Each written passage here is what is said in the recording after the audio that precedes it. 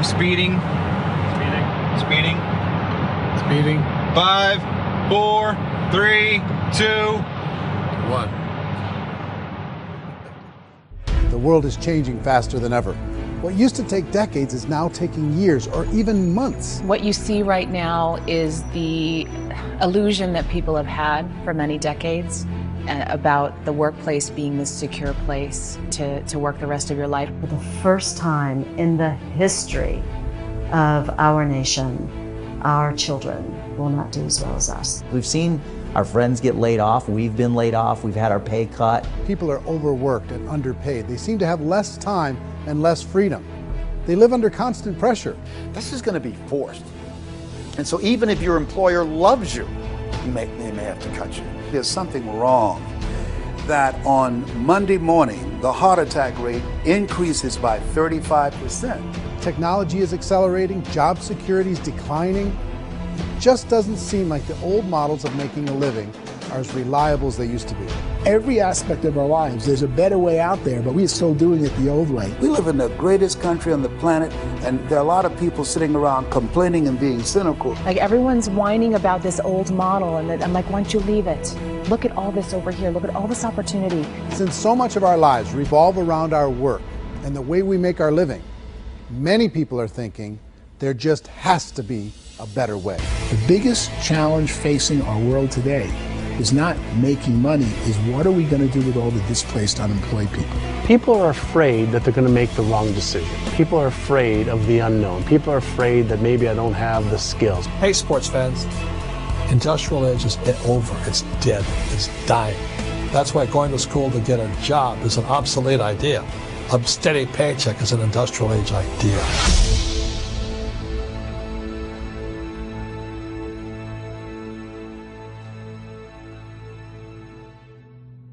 It's the search for answers that has brought us here together today. My name is Eric Worre, and for almost 30 years I've been an entrepreneur, struggling at times, but ultimately succeeding.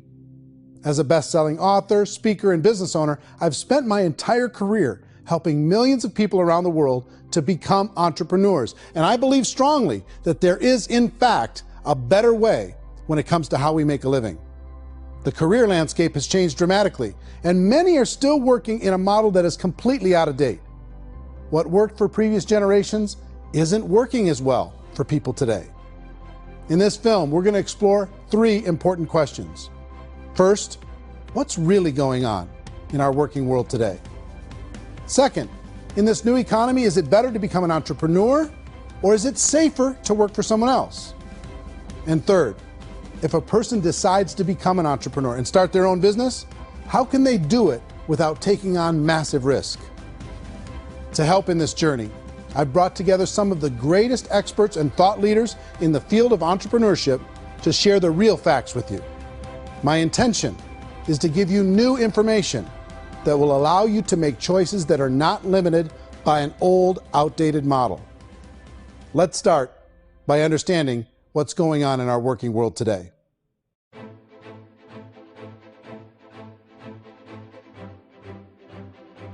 Let's look at unemployment. 30–40% of the people are honestly not working, but would be working. What our government does is if you haven't found a job in 6 months, we don't call you unemployed. We pretend you dropped out of the labor force. I've often said that unemployment, particularly structural unemployment, that's unemployment due to technological changes, is the first sign of economic growth. Think of it, 10 people live on an island. They go out every day and fish. One day, new technology shows up. A missionary brings them a net. Now, using the net, one pilots the boat, one throws the net. 2 fishermen can do all the work 10 used to. That's a 500% increase in productivity, 2 doing the work of 10, in one day. You don't have to learn a lot to learn how to throw a net instead of throw a fishing line. The island's got a big problem, 80% unemployment. But the island still has all the wealth of the fish because the 2 people produce as much fish as 10 did. Now, of course, looking back in history, these changes used to take thousands of years. And during that time, we went into farming and transportation. Some of us became doctors and some teachers and lawyers, and we developed all these new professions and new manufacturing jobs. Today, these changes are occurring literally in one day when a new technological advance occurs, and we don't have the social structures to deal with it or to retrain the unemployed people. So one of the things that I think is interesting as I travel across the country and really travel around the world is the way that we work and the way we get paid for work is changing pretty dramatically. On a global basis, everything is being turned upside down because of the rapidly advancing technologies. They are eliminating many jobs, and we have been left with many people not prepared for the jobs that exist. A lot of demand in public companies was to squeeze out all the fat and to get just as much margin as we possibly could, and fat equals humans. So this idea of job security in information age is so obsolete, but it's still taught inside our school system, and that's where the problem starts. There's no financial education in school system, and people are still trained to be employees to work for that paycheck. This is a chart on the middle class. What's happening in the middle class, those that went to school, their incomes have been coming down for years. And parents still say to their kids, go to school, get a job. Now what happens to all those middle class people who are dropping off the ends of the chart? Well, they become what's called working poor. And this is what happens to working poor. But they say poverty is ending. Well, poverty may be ending, but working poverty is going up. And this is food stamp usage. So food stamp usage in America is going through the roof right now, because people cannot earn what they call a living wage. Most people have experienced financial pressures that I think are probably greater than they have been in the past. If you're not working for yourself, then it's going to be a pretty hard road for a lot of people. Today, if you're going to control your future, the 40-40 plan is gone, where you can graduate from college and get a job and work for 40 hours a week for 40 years. That day is gone. So some of these charts actually tell you what's going on. And this is a really interesting one, you know. People are going back to school because if I go back to school, I'll get a nice job. But this is what's happening to, it's called Sallie Mae, which is the student loan guys. Student loan is going through the roof. It's now over $1 trillion, and student loan debt is worse than credit card debt. So when people stopped using credit card, the government got people into student loan debt. And the problem with student loan debt is you can never be forgiven. See, with credit card debt, you can declare bankruptcy and all's forgiven. But student loan debt, you can declare bankruptcy, you still owe it. It's the worst of all debt. But this is the next picture. Look at this chart here. This is what's happening to wages of college graduates. It's going down. So you go to college, you rack up all this debt, but you earn less money. Now, that's not that intelligent. Average person who's been working a lifetime in America today is ending their lifetime at 65 with about $41,000 in assets. They earned just enough to survive. I think in the United States we have something like 17 trillion in debt. That's just the federal government debt. We got another 2 in municipal and in other, let's call it almost 20 trillion government. We've got 40 trillion in private debt. That comes up to close to 60 trillion. When you then add something we never had before, what you were talking about, when we look at the unfunded portion of Social Security and primarily Medicare, Medicaid, that at the most conservative estimates from outside firms, Kleiner Perkins, 67 trillion and growing. That's more than all our other debt. There's less conservative estimates that say it's 84 trillion or higher. I added up conservatively $127 trillion in total debt. Debt is a financial drug. When you take it to excess, it's like taking a drug. Yeah, it makes you feel better, it enhances your performance, but at a huge cost, eventually it kills you. And so that's what happens. We keep doing more and more debt, and you get less and less results, just like a drug, until the debt gets so high that it crushes the whole system. That's where we're at, 8.2 times GDP. You know who I feel sorry for? I feel sorry for the person who dreads going to work, who is sick to their stomach on Monday morning, who hates their alarm clock, who gets a little glimmer of hope on a Wednesday because it's hump day and says, thank God it's Friday. And they live for those 2 days a week where they get to be themselves and they don't have to be around people they don't like, and they don't have to play the political game in the office, and they don't have to live this half life. The person that works 50 weeks a year just to be able to have the 2 weeks for vacation. And you know what happens to most of them? Nowadays, they don't have a vacation. They have a staycation. They have time off of work, but they don't get to go where they want to go because they're overextended. They've got all this debt. They got all this situation. They hate their alarm clock. They can't sleep until they're done. They have to spend most of their life in traffic. I feel sorry for that group of people because there's a better way. They just don't know it. I see this really interesting attempt at rugged individuality in a 6x8 rectangle. And I feel like you're all the same, except for the little push pins of the pictures. There's different pictures. Yours is named Jenny and his is named Sujara, but it's the same people. And this is how they are, and they're just like the zombies, and there's no joy in there, there's no fun. There's always like the wacky woman who decorates her cubicle, and that's the most she can do there. You got to give her credits, right? The wacky cubicle woman. The basis for their life is worry. I'm worried, you know, maybe I'll get fired. I'm worried maybe my company will go out of business. I'm worried I can't keep spinning the plates on paying the bills. I'm worried about how do I send my kids to college. I'm worried, what if the transmission of my car breaks? That's, you know, 2 or 3, I can't fix it. People live in a sea of worry, and it eats at them. Those signs that people held up during the Depression didn't say looking for gainful employment in a cubicle. It said looking for work. Work is what we're looking for. Job is just a unit of measurement. Work is what we're going after. It's time to look in the mirror and say, it's not the economy, it's my economy. It's my little world of where I am. I need to improve. I'm not going to wait for the economy to come back because, frankly, the economy is doing great in this country.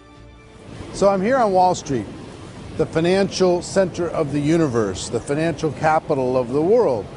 This is where most people's money goes to at least be held for a time, right?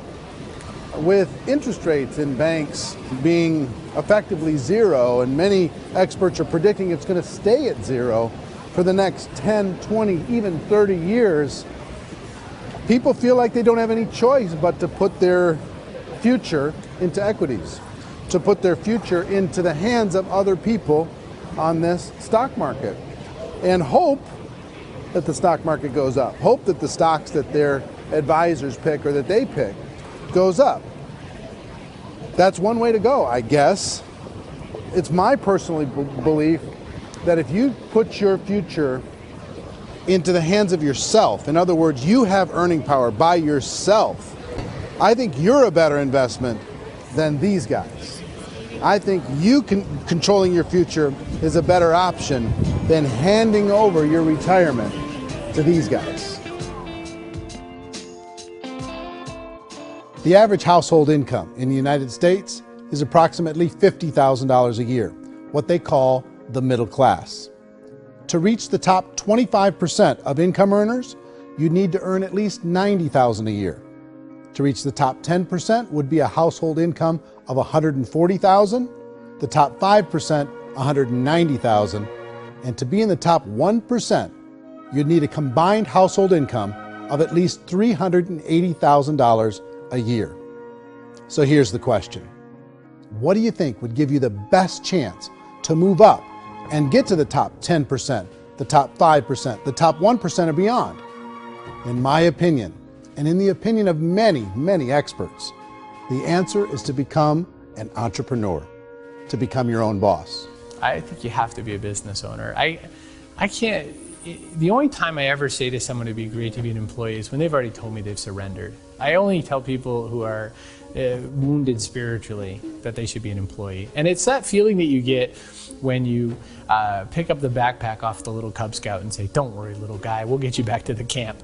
You know, it is in no way a kindness when I tell someone they'd be a great employee. The other status symbol really increasingly is lifestyle. And people can own their own business, maybe even work out of their house. That, I tell you, people admire that. Like, gosh, I wish I could do that. The spirit of the entrepreneur is to be a risk taker and to be resourceful and unstoppable and to have a vision of yourself beyond where you are and not willing to settle for life as it is. Think about the great entrepreneurs. They're visionary. They have heart. They're willing to do today what others won't so they can do tomorrow what others can't. Personally, I don't think of the new economy, the old economy. I create my own economy. The entrepreneur's in control. I decide what the economy is going to be like. In the world of entrepreneurship, there are no limits. you can make as much as you want, depending on how much you want to work and how smart you are and how great a team you put together.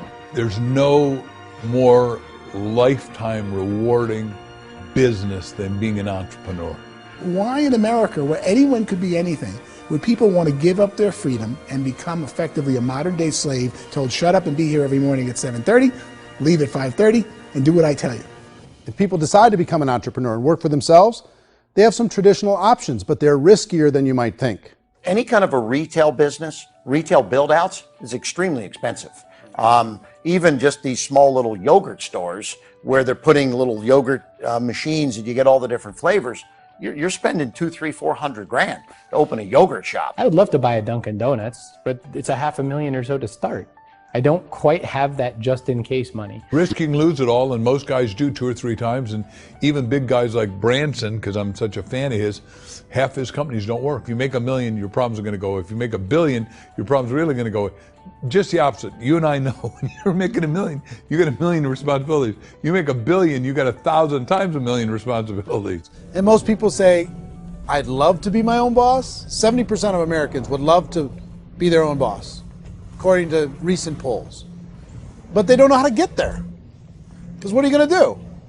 One, you could buy an existing business. If somebody's selling an existing business, you have to ask why. Usually because it's probably hard. It's probably not making as much money as they hope. 2, they could buy a franchise. A little less risk, proven system, but it's expensive to be able to do that. 3, they could start something from scratch. And that's where a lot of people feel like, I don't have the chops to do it. I don't have the money. I don't have the product idea. I don't have the expertise. I don't have whatever it's going to take to be able to get there, and I can't risk my family to do it. So, 4th, they could become an investor. A lot of people in this town invest to try and figure out a way, but you got to be pretty smart with that game too, right? Venture capitalists, who are the very best and most sophisticated in investing in new breakthrough businesses, make it on 1 out of 11. That means 10 out of 11 are mediocre or fail. Most of them fail. That's the risk there. An angel investor is lucky to get 1 out of 15 or 20. A business is a team sport. Like, I have to have accountants, I have to have engineers, I have to have system designers, I have to have sales, marketing, I have to have accounting, I have to have mission statements, I have to have legal and all that. The average Joe Schmo, even me, I go out there, I don't have the skills to put a business together. I think the bottom line for the 4 traditional options is they take money, sometimes a lot of it. They take expertise, and they take time. All of that adds up to just too much risk for most people. I bought a business from somebody else, and it was a lot of work. And you start wondering, what did I just buy? Because I guess ultimately I own your email list, and I just overpaid for it. People that start their own business, they spend a lot of money, they spend a lot of time, a lot of effort to get things started. And the more you invest on the upfront, the harder you typically work at it. Well, I can tell you what the success rate is of a restaurant. What is it? They're crazy enough. About 90% of them fail. About 90%, in how quickly? Year or less. Wow. And if we're talking non-franchise, we're talking franchise, Sure. That's totally different. Yeah. But our students aren't getting franchise restaurants. You got to invest big money. Exactly. And with someone like McDonald's, you've had to work with the company for a long period of time, really know the To even have a chance of investing $1 million. have a chance, and it's a slim chance. What if there was a way that you had all the proven aspects, the comfort aspects, and you could still control your own life? What if there was both? In other words, you didn't have to create everything from scratch. You didn't have to be a super leader. All you had to do, what if there was a proven product already? You didn't have to create the product. And there was a proven system already, proven training already. Everything except an employer. That was the only thing that you didn't have. Do you think more people would be open to working for themselves in that environment?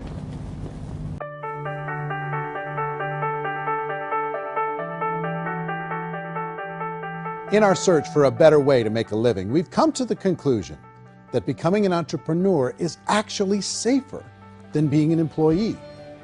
And through our look at the entrepreneurial options, one particular path kept coming up from expert after expert. And I think most people will find it surprising because it's certainly a non-traditional business model. That model is for people to start their own business and become an entrepreneur through the creation of a network marketing business. Some people call it direct selling because the product is being sold directly from the manufacturer to the end consumer, cutting out the middlemen. Other people call it multi-level marketing, or MLM, because there are multiple levels of commissions paid. The most common term today is network marketing, because network marketing best describes using a large group of independent distributors, independent entrepreneurs, to move a product or service more efficiently. So my friend here, Donald Trump, and I, we always write about the network marketing industry. And the reason we support the network marketing industry is because it really is a business school for entrepreneurs. Because most people come out of school looking for a paycheck. Oh, that's terrible. I went to network marketing like that. I think if it didn't exist, we should invent it. It is that good. I think direct selling is a great way to do business today. It's very easy to get into that industry, and you can be self-employed, be, in effect, an entrepreneur. When we see multi-billionaires adding network marketing companies to their portfolio of companies, that would be a clue. When we see people who are very famous authors and very famous business people endorsing the industry, that would be a clue. These network marketing companies aren't $50 million companies, they're billions and billions of dollars. They lead the stock market, they're major companies. When we're going to get it? You know, and you're going to school to work for a paycheck, but if you want to be rich, be an entrepreneur, and network marketing gives you the spirit to be an entrepreneur. A traditional company will spend up to 50% of their total revenue on marketing. Network marketing companies use a different approach. Instead of having all that extensive marketing expense, they utilize a network of independent distributors to do the marketing for them. Now, why do they do this? First, because word-of-mouth advertising is so much more effective today than traditional media advertising. Second, some products need to be explained or demonstrated, and an independent salesperson can do that more effectively than an ad campaign. Third, it's completely efficient. The company only pays for the marketing of their product if a sale happens and not before.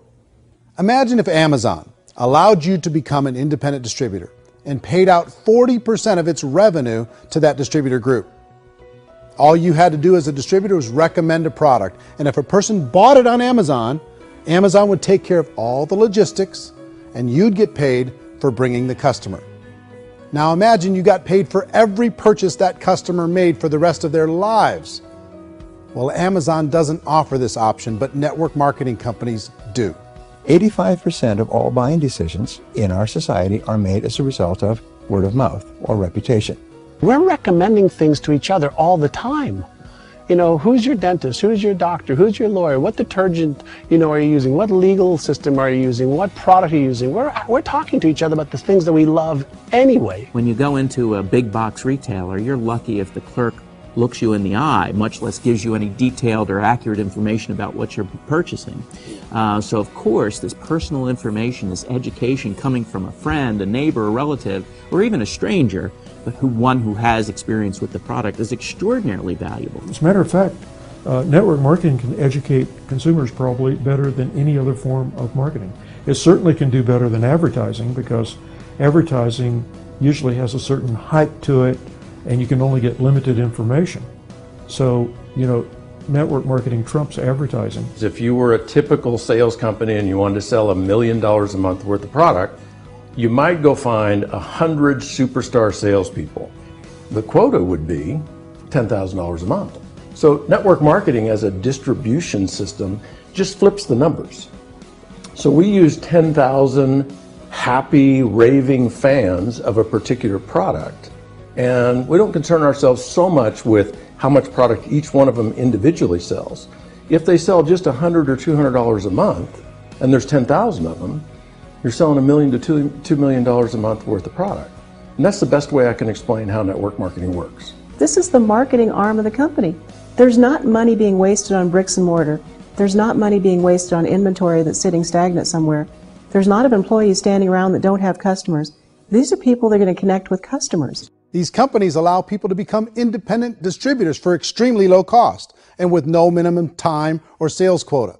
Essentially, they own their own business and can provide as much or as little sales as they choose. In other words, the distributor gets all the benefits of traditional business ownership without the risk. The advantage of network marketing is the ease of entry, the low risk, and the low startup cost, because almost everything else has very high risk. You can get in for a minimal investment. You're buying into a system that's already been proven, products or services that have been proven to work. The keys to network marketing is providing an opportunity for the masses to get involved, providing an opportunity for the average person who doesn't have the resources to start their own business. All of this so far is fairly straightforward, but network marketing offers another benefit, and it's this benefit that makes it so interesting for entrepreneurs. Network marketing allows a distributor to build their own network of other distributors and then compensates them on the sales created by that entire group. Direct selling is, at its base, very simple. It's the sale of a product or service to an individual on a face-to-face, one-on-one basis, just the way we're talking right now. But there's an important element as well, and that's the offering in conjunction with that sale of product, the offering of an opportunity for someone to make something of themselves. No matter what your social status is, no matter what language that you speak, I mean, look how many unbelievable people are becoming successful to speak every kind of language out there. What an awesome gift to give the world. Instead of having to work your way up in a system and prove that you could be a sales manager, they just decided everybody can be a sales manager. Everybody gets to build a sales team from day one. And so what that brought into the system of growth as a direct selling company is the concept of compounding or geometric progression. Because now you can actually grow sales force very quickly because everybody is enrolling people in their own sales force. People who are like, oh, this is weird, I'm building a sales team, or what do you think you do at a regular company? How do you think a regular company works? Network marketing is the only industry that doesn't say your past determines your future. It looks at your past and says, okay, now what can we train you to do so you can have a great future? Every other employer out there wants to exploit you for what you already know, not teach you something new. Network marketing has the potential to save the United States and the world, because it's going to teach people not to be employees, but to be entrepreneurs.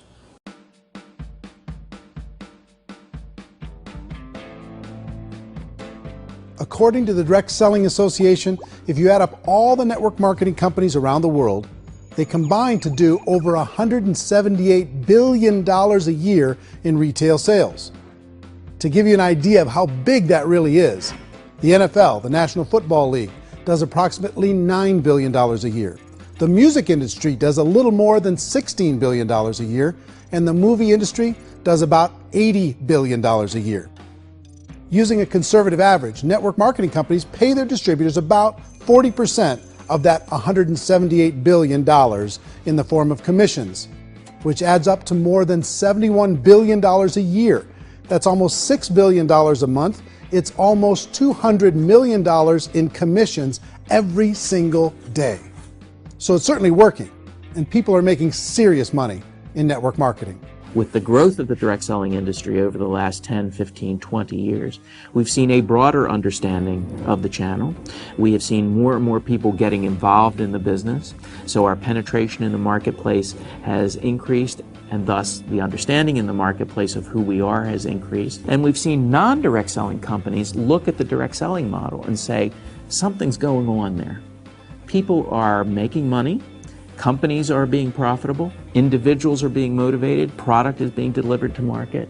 Maybe we should explore this. Some people think only the people at the top make money. Well, let's take a look at that as well. In the network marketing profession, there are roughly 500 people in the world who earn over $1 million a year. If you round that number up to $2 million a year, that adds up to about $1 billion a year. That takes the $71 billion paid out each year down to $70 billion. So where does the rest of the money go? The vast majority goes to part-time people making anywhere from a few $100s a month to many thousands of dollars a month. It goes to people who choose to make it a full-time career move and earning even more than that. Every day, people are using the money they earn through network marketing to pay off debt, have more fun, and improve the quality of their lives. Everyone I know in network marketing has been doing that since the 50s. They go to work when they want to go to work. They stop working when they want to take time with their children to have a leisurely breakfast and discuss issues and driving to school. They go back to work when they get home, wherever they're working out of. The biggest thing that I've seen is people that have become much happier in their life. MLM has probably made more millionaires of more people in more countries, and I've spoken to them in 67 countries than any other single form of business, starting from nothing. If they have a choice between working a job for the next 10 years or working a network marketing business for the next 10 years, the result of working the network marketing business will be better. A lot of people within the industry go on and make this a career and do extremely well at it. Network marketing has been nothing but good for everyone I know that's been involved with it, because they did it seriously and they played full out and they've been very successful. It's been a constant barrage of success stories and people showing off stuff they got as a result of it. How many people are involved? Approximately 16 million Americans and 96 million people around the world are currently participating in network marketing. And in a recent poll, 82% of those people report a good, very good, or excellent experience with network marketing. So people are happy.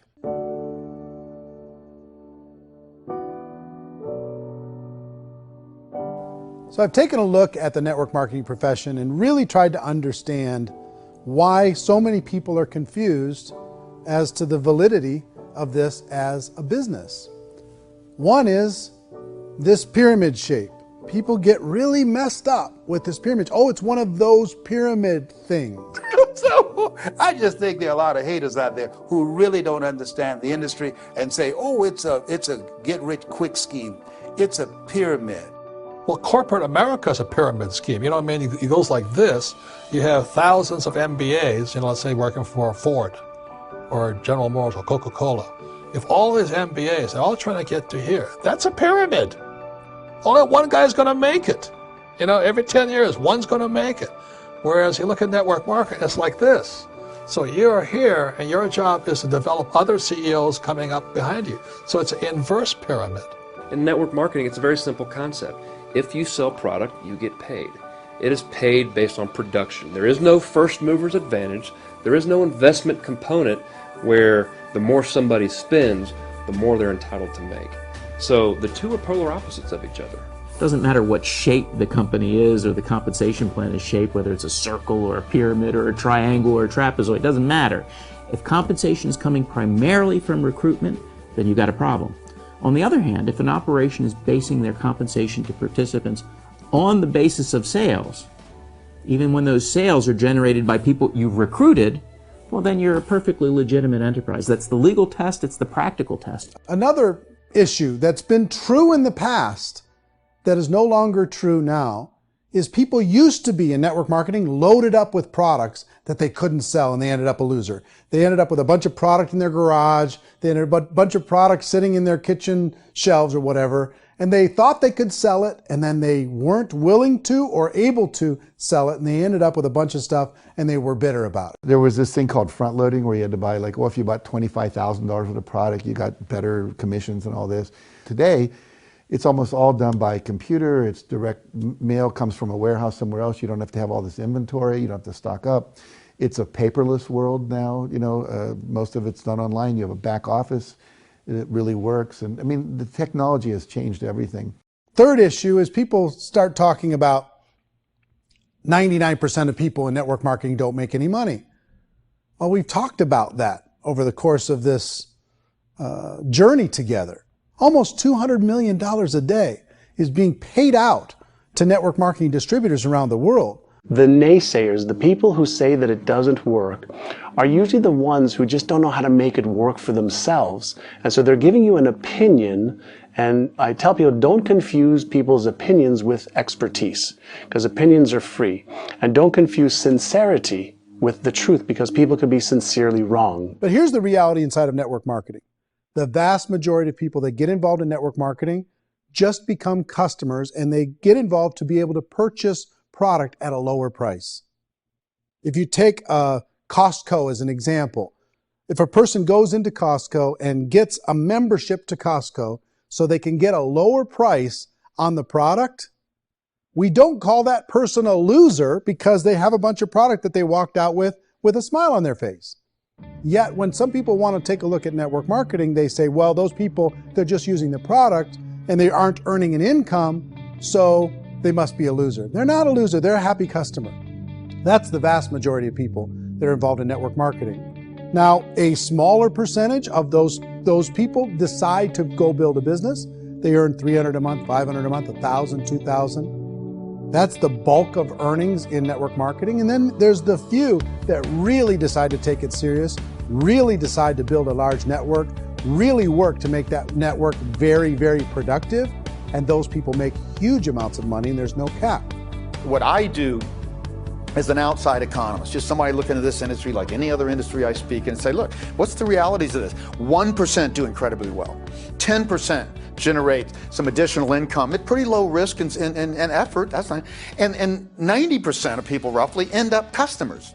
One thing that I think is real when it comes to people's perceptions about network marketing is people put this, and distributors, I think, involved in network marketing have some responsibility for this.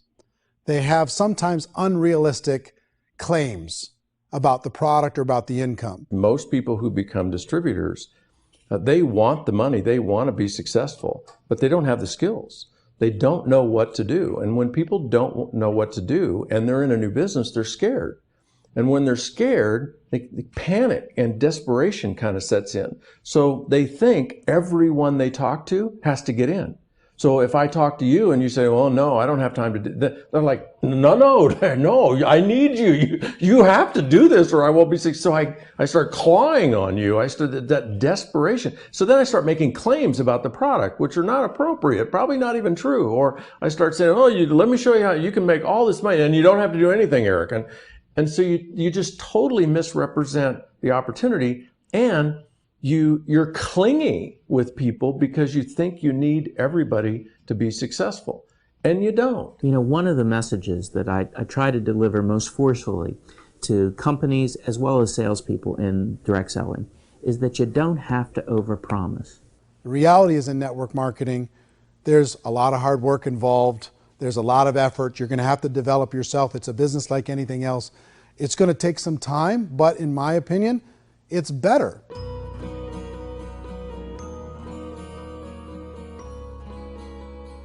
It's light years better for people starting today than it was even 5 years ago. I think it's more widely accepted now, and people understand it is a business. It is being an entrepreneur. It is being a business owner. Our belief system is based upon our evaluation of something, and frequently if we reevaluate a situation, our belief about that situation will change. The industry has changed and it's grown up. It's totally transformed. You've got young people today that have grown up with social media, and they understand networks. They understand how people are connected through technology, and they understand how money flows through those networks.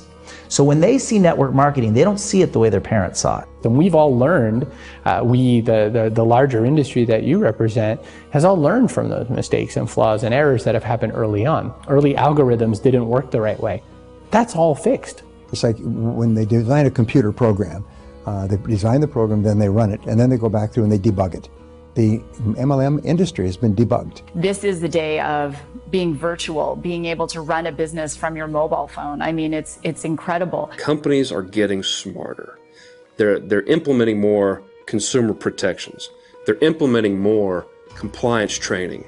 They're doing more with respect to product research. If you do get involved and you make purchases of inventory, even on a voluntary basis, if you decide that this business is not for you, you can leave and have that inventory repurchased by the company. There's no other business that offers that kind of protection on a voluntary, self-regulatory basis.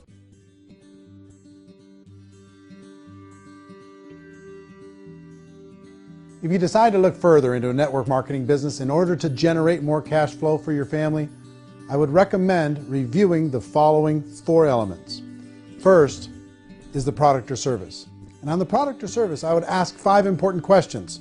1, do you like it? Is it something you would feel comfortable sharing with others?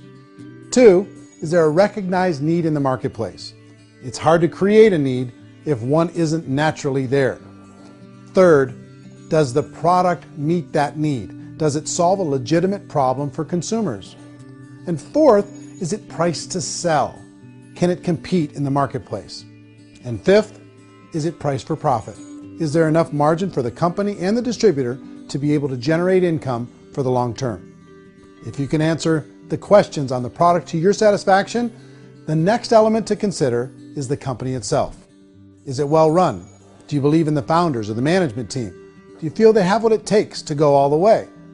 See, it doesn't matter how good the product is if the management can't take care of the company.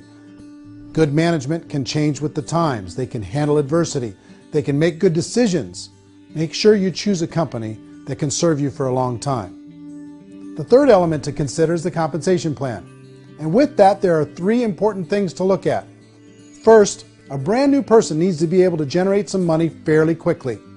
It may be an obvious reason, but you can probably imagine the ripple effect of a distributor getting involved and having even a small victory fast. That can only help with the overall success of the organization. Second, a person should be able to develop a moderate part-time income in a reasonable period of time.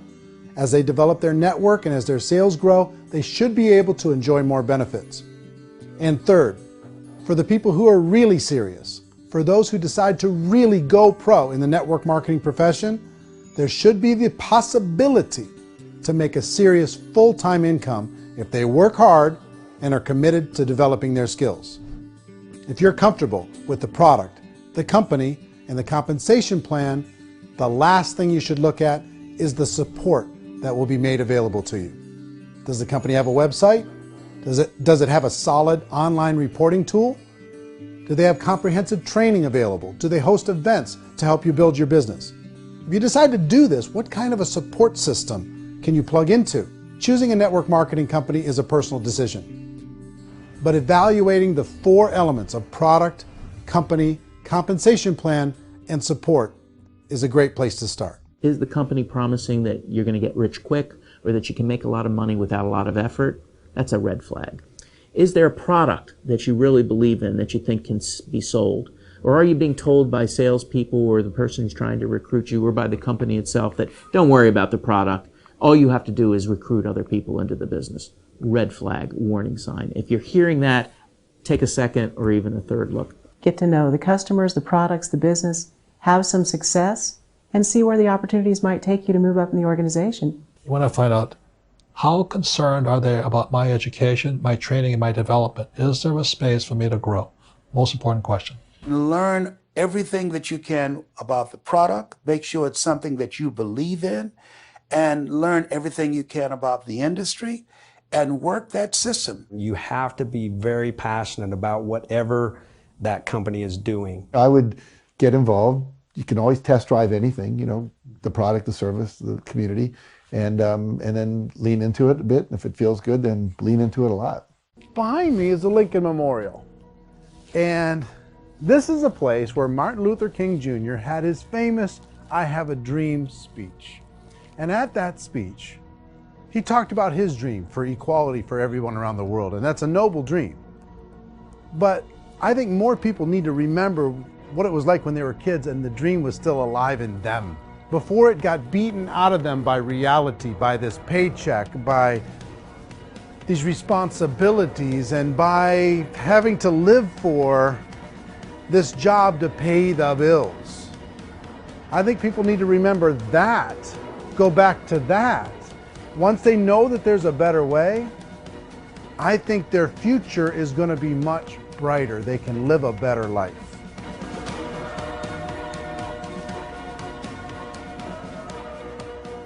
So if you're considering getting involved in a network marketing company, let me offer you just a few pieces of advice. First, network marketing isn't perfect. It's emotional, it's challenging. Like any entrepreneurial venture, it can have its up days and its down days. But if you have an entrepreneurial bone in your body, it's just better. Second, if you're gonna do it, decide to be professional. Decide to go pro. It's better to do that than just be this amateur sticking your toe in the water.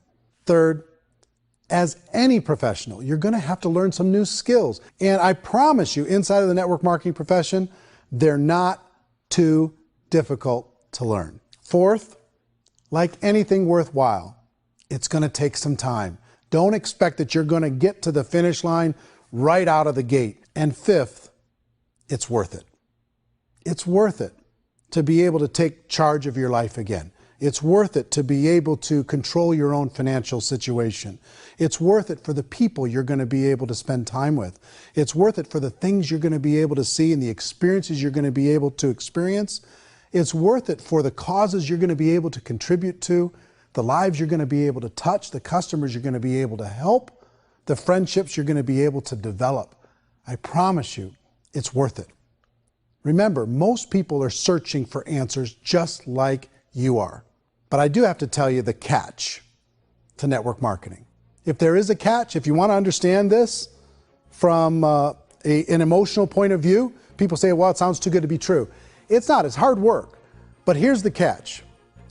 Most people still don't understand it. So you're going to have to endure the loss of social esteem from ignorant people. The uneducated will think less of you. Now, if you can handle that, you're on your way. If that's going to destroy you, you know what? Entrepreneurship in general probably isn't in your future. If you can face that catch, you can become unstoppable. I want everyone to really contemplate this if they're not in network marketing. You're in a job, you probably have a mortgage, you have rent, you have debt, whatever's going on. You're in a prison. You work just hard enough to keep them from firing you, and they pay you just enough to keep you from quitting. Come on! I've been there, done that, and bought that t-shirt. In network marketing, if you run into failure, it's really just a homework lesson for yourself. There's no one to blame. You really have no excuse not to be successful. You just don't. People don't want to hear that, but there's so much available to you. If you want to be a good network marketer, be a student to the people above you, be a fellow traveler to the people on the same level, and be a teacher to those below, and know when it's appropriate to do which. People who are not afraid of asking people to buy things, or not afraid of persuading people with a chance they may say no, these people own the future. Nothing happens until something moves. So you got to go move, you got to go do something, or nothing's going to change in your life. In the beginning, you're going to do a lot of things that you don't get paid for. But as you go down the road, you get paid for a lot of things that you don't do. And your job is rehabilitate the spirit, the entrepreneur spirit in all of us. Get it back. Either give it a strong yes or a strong no, but no wishy-washy, dilly-dally stuff in the middle. There's dreams and there are nightmares, but I believe that the biggest nightmare of all is when you don't pursue your dream. You're going to see some monumental growth in this profession. It's an exciting, exciting time to be involved with the network marketing profession. The next 10 years, I see just exponential growth. When that tipping point comes, it's not a matter of asking somebody, have you ever heard about network marketing? You're really asking them, which company are you building your wealth in? We are here to fix the world, to improve relationships with other people, to improve other lives. And the real reward comes as an entrepreneur at any level from teaching somebody something and watching them soar. There is no greater reward.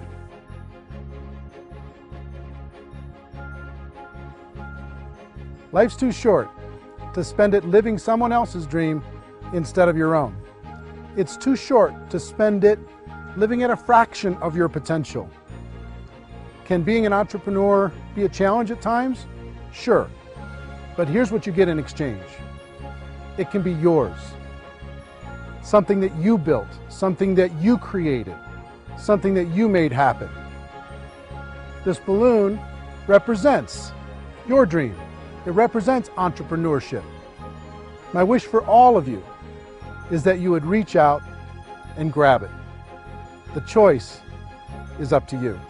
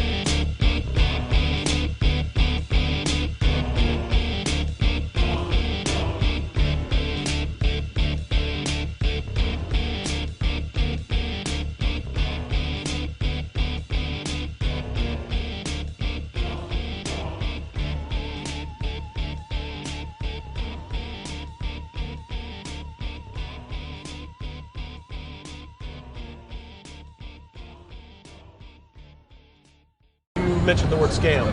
Why did you mention the word scam? The only reason it is a scam is because